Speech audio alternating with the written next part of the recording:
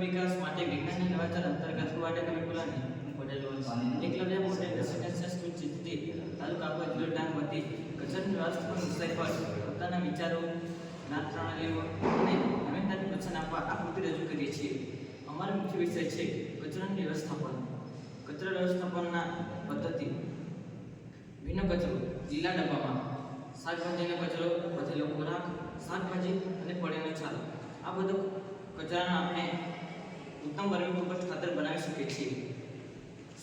સૂકો કચરો ભૂરા ડબ્બામાં, કાગળ, પ્લાસ્ટિક, કોથળીઓ વગેરેને પુનઃ રિસાયકલ કરીને આપણે તેને ફરીથી ઉપયોગ કરી શકીએ છીએ.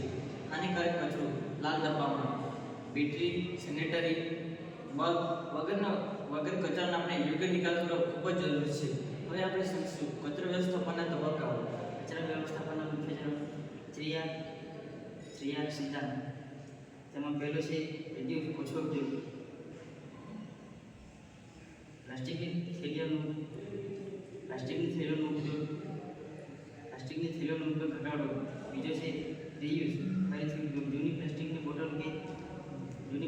બોટલ કે ડબ્બાનો વાસણ કે પુનઃદ્રવ્ય ઉપયોગ કરવો.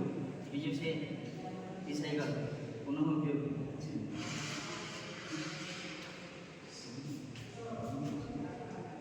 આપણે પ્લાસ્ટિક કે કાગળની ફેક્ટરીમાં મૂકીને નવી વસ્તુનું નિર્માણ કરવું.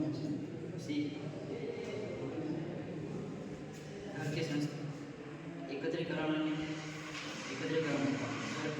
સંસ્થાઓમાંથી કચરો ભેગો કરીને ફેક્ટરીઓ સુધી મોકલાવવી.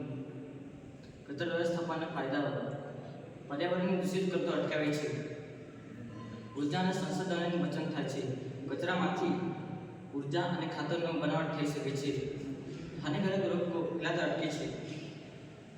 આથી આપણે સૌ નિર્ણય કરીએ કે કચરાનો વ્યવસ્થિત રીતે નિકાલ કરીશું અને તેના વ્યવસ્થાપન કરવા